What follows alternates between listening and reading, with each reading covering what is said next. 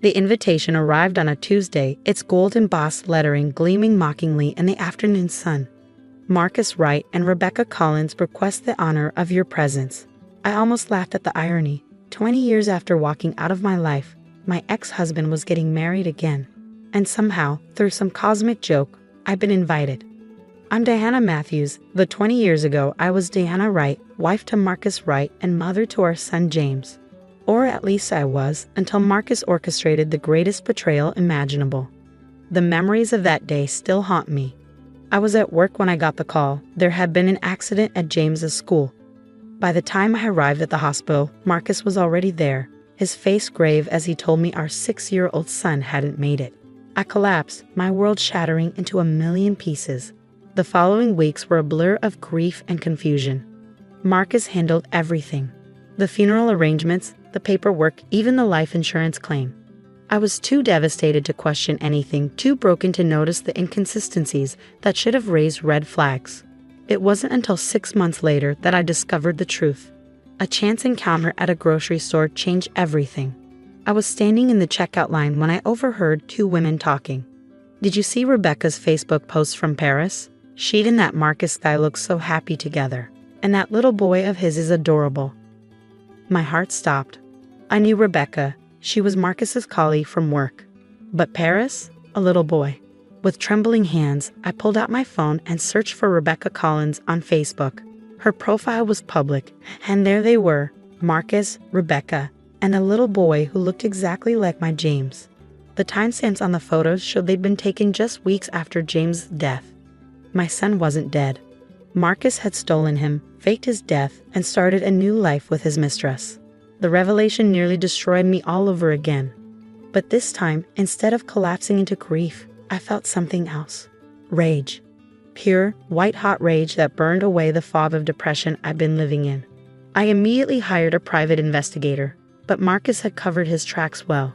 He and Rebecca had moved to Europe, using his dual citizenship to establish a new life.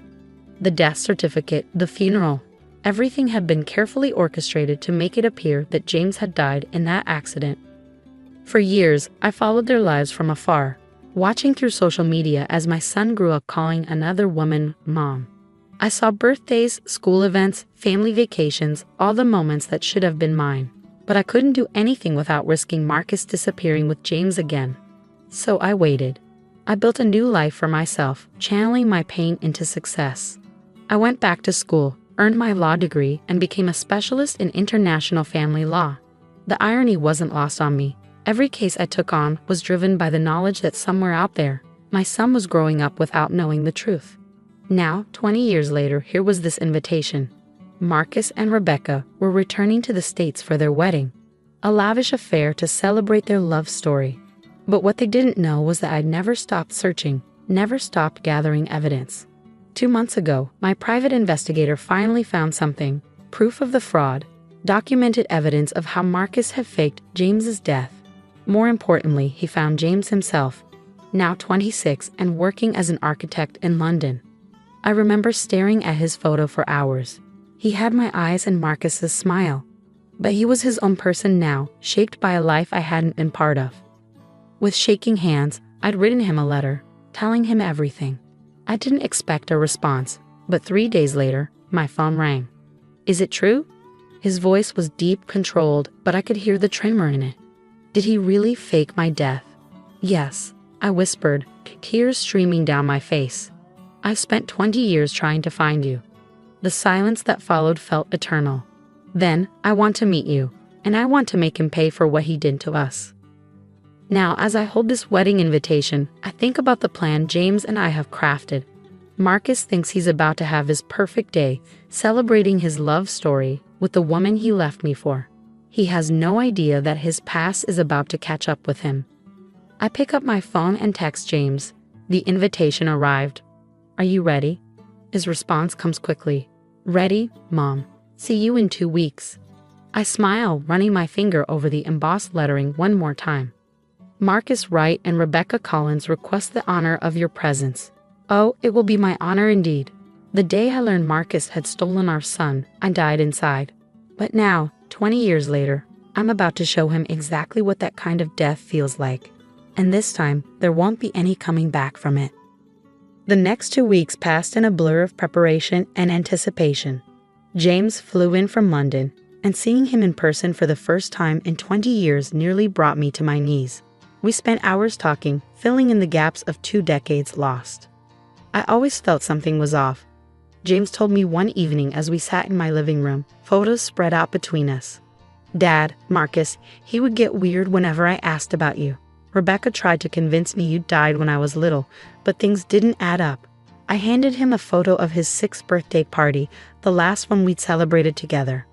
"This was right before he took you. You wanted a Spider-Man cake, but I accidentally ordered Batman. You cried for 10 minutes straight." James laughed, then his expression turned serious. "I remember that day. Vaguely. I remember someone singing. Was that you?" "Yes," I whispered, fighting back tears. "I sang the birthday song off-key on purpose because it always made you giggle." He stared at the photo for a long moment. All these years, I thought those memories were dreams or my imagination. Rebecca would tell me I was confused, that she'd always been my mother. But I knew, somewhere deep down, that something wasn't right. The pain in his voice made my heart ache. Marcus hadn't just stolen my son. He'd stolen James's truth, his history, his connection to who he really was. As the wedding day approached, we fine-tuned our plan. The ceremony was to be held at St. Patrick's Cathedral, a grand affair with over 300 guests. Marcus had done well for himself in Europe, building a successful investment firm. The wedding would be his crowning achievement, a celebration of the life he built on the ruins of the one he destroyed. The night before the wedding, I couldn't sleep. I stood at my window, watching the city lights flicker in the distance. 20 years ago, I'd been a broken woman, destroyed by what I thought was the death of my child. Now I was stronger, wiser, and finally ready to reclaim what was stolen from me. My phone buzzed with a text from Rebecca's sister, Emma. She'd been my unexpected ally in all this. When I'd reached out to her with the evidence of Marcus's fraud, she'd been horrified. She'd always had suspicions about her sister's sudden relationship with Marcus and their quick move to Europe. But Rebecca had shut down any questions. "Everything's set," Emma's text read. "The video presentation is loaded into the system. They have no idea." I smiled, thinking about the surprise we had planned. Marcus and Rebecca had asked Emma to put together a video montage of their love story to play during the reception. Instead, she created something very different. A carefully compiled presentation of evidence showing exactly how Marcus had faked James's death, including documents, photographs, and damning emails we'd uncovered. The next morning dawned bright and clear. I took extra care getting ready, choosing a deep blue dress that made me look elegant but understated. I wasn't there to steal attention, at least not yet. James met me at my apartment, looking handsome in his tailored suit. The resemblance to his father was striking, but there was a kindness in his eyes that Marcus had never possessed. "Ready?" he asked, offering his arm. I took a deep breath, steadying myself. "Ready." The drive to the cathedral was quiet, both of us lost in our thoughts. As we pulled up, I could see guests streaming in, all dressed in their finest. Marcus had spared no expense. There were flowers everywhere, a red carpet leading up the steps, and uniformed attendants directing traffic. We waited in the car until most of the guests were seated. Through the cathedral's open doors, I could see Marcus standing at the altar, beaming with pride. He looked older but still handsome, his dark hair now streaked with silver. Rebecca stood with her bridesmaids, radiant in her designer gown, completely unaware that her perfect day was about to implode. "Mom," James said softly, touching my hand. "Are you sure about this? We could still walk away." I turned to look at him, this wonderful young man who had been ripped away from me. "No," I said firmly. "He needs to face what he did. They both do. You deserve better than a life built on lies." He nodded, squeezing my hand. "Then let's do this." We stepped out of the car just as the wedding march began to play. The timing was perfect. All eyes would be on Rebecca as she walked down the aisle. No one would notice us slipping in through the side door. Emma met us as planned, ushering us to our designated seats near the middle of the cathedral. From here, we had a clear view of Marcus's face as he watched his bride approach. He was smiling, tears in his eyes, probably thinking about how perfectly his life had turned out. I felt a fierce satisfaction knowing that smile was about to be wiped off his face. as Rebecca reached the altar and the priest began to speak. I caught Emma's eye. She gave an almost imperceptible nod. Everything was ready. The moment of truth was approaching, and 20 years of waiting were about to pay off. Marcus had no idea that his perfect wedding day was about to become his worst nightmare. Just as the priest asked if anyone had any reason why these two should not be wed, I stood up. The movement caught Marcus's eye, and for a moment, he just stared, his face going pale as recognition dawned. Then his gaze shifted to James, and I watched as every drop of blood drained from his face. It was time for Marcus Wright to learn that some deaths aren't permanent and some sins can't be buried forever.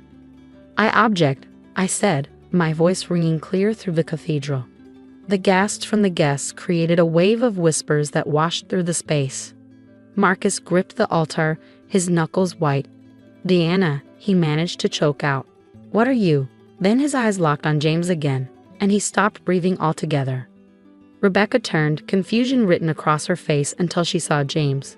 The bouquet slipped from her hands, hitting the floor with a soft thud. No, she whispered. It's impossible. James stood beside me, tall and composed. Hello, Dad, he said, his voice steady. Or should I say Marcus? Since you're clearly not the father you pretended to be. The priest looked between us, completely lost. I'm sorry, what's happening here? What's happening, I said, stepping into the aisle, is the exposure of a 20-year fraud. Marcus Wright didn't just leave his wife, he faked his son's death and stole him away to start a new life. The murmurs in the crowd grew louder. I could see phones being pulled out, people recording what was quickly becoming the scandal of the year. Emma, I called out, would you mind showing everyone what we found? Emma, standing by the audio-visual controls, pressed a button. The large screens that had been set up to show the wedding video flickered to life. Instead of romantic photos of Marcus and Rebecca, documents began to appear. The falsified death certificate, medical records that had been tampered with, emails between Marcus and his contacts arranging the elaborate scheme. This is ridiculous, Marcus sputtered, trying to maintain control. Diana, you're delusional. You need help. No, Dad, James cut in, his voice sharp. You're the one who needs help. I found the letters, the ones Mom wrote trying to find me. The ones you kept hidden all these years. Rebecca swayed slightly, her perfect makeup starting to run as tears formed. Marcus, what is he talking about? What letters? I pulled out my phone and played a recording. Marcus's voice from 20 years ago, speaking to the man who helped him fake the death certificate. The words echoed through the cathedral. Make sure it's airtight. His mother can never know he's alive. I'll transfer the rest of the money once we're safely out of the country. The silence that followed was deafening. All these years, James continued, moving closer to the altar. You told me my mother was dead. You made me believe I was crazy when I had memories of her. Do you have any idea what that did to me? Marcus's face had turned from white to gray. Son, I can explain. I'm not your son, James snapped. Not anymore. A father doesn't do what you did. A father doesn't steal a child from his mother and spend 20 years lying about it. Rebecca had backed away from Marcus, horror dawning on her face. You told me she abandoned him, she whispered. You said she didn't want him, but she signed away her rights. He lied to you too, Rebecca, I said, softening my tone slightly. He lied to everyone. And now it's time for the truth to come out. Emma stepped forward, holding up her phone. The police are on their way. They're very interested in the evidence of fraud we uncovered. Faking a death certificate, insurance fraud, kidnapping. Those are serious crimes, Marcus. The wedding guests were now standing, phones recording everything. I could already imagine the social media storm this would create. Marcus Wright, prominent investment banker, exposed as a fraud and kidnapper at his own wedding. Marcus made a sudden move toward the side door, but two men I'd hired, private security, stepped forward to block his path. Running away again, Marcus? I asked. That seems to be your specialty, but not this time. James moved to stand beside me, and I felt 20 years of pain starting to lift. We'd done it. We'd exposed the truth, and more importantly, we'd reclaimed our story. The police arrived minutes later, their sirens cutting through the chaos that had erupted in the cathedral. As they led Marcus away in handcuffs, I watched Rebecca sink into a pew, her wedding dress pulling around her like broken dreams. Mrs. Wright, one of the officers, approached me. We'll need you and your son to come down to the station to give formal statements." I nodded, then turned to James. "Are you okay?" He looked at the chaos around us, the shocked guests, the abandoned altar, the evidence of Marcus's crimes still displayed on the screens, and smiled slightly. "Yeah, Mom, for the first time in 20 years, I think I really am." Epilogue. Marcus Wright was sentenced to 15 years in prison for his crimes. The story made national headlines, leading to changes in how death certificates are verified and processed. Rebecca filed for an annulment and later testified against Marcus, claiming she had no knowledge of his elaborate scheme. James and I spent the next year rebuilding our relationship. We couldn't recover the 20 years that were stolen from us, but we could move forward together. He moved back to the States, taking a position at an architectural firm in a city to be closer to me. As for me, I finally felt free. The weight of 2 decades of searching, wondering, and grieving have lifted. I gotten my son back, and more importantly, I gotten justice. Sometimes late at night, I look at that wedding invitation that started it all, and I smile. Marcus thought he had orchestrated the perfect life, built on lies and stolen dreams. Instead, his wedding day became his downfall, and my greatest victory. They say revenge is a dish best served cold. But I think the best revenge is simply the truth finally brought to light after years of darkness. And sometimes that truth comes wrapped in a gold-embossed wedding invitation.